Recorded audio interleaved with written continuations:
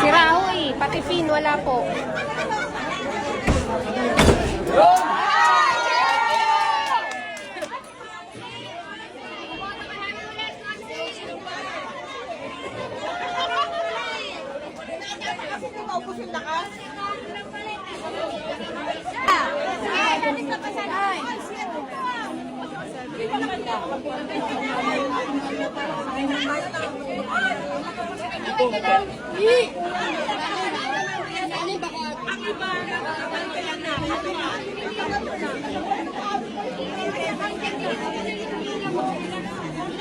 Malang po, 10 lang po ang pati.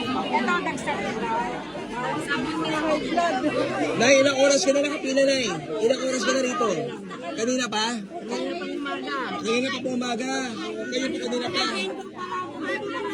5 o'clock.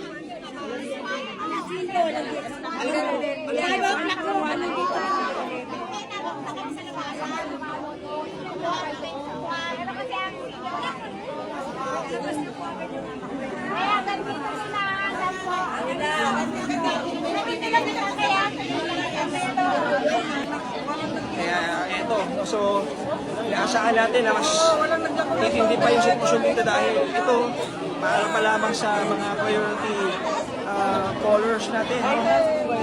Para sa mga senior citizen, PWDs, mga iba pang mga kababayan natin na mayroong special na pangangailangan,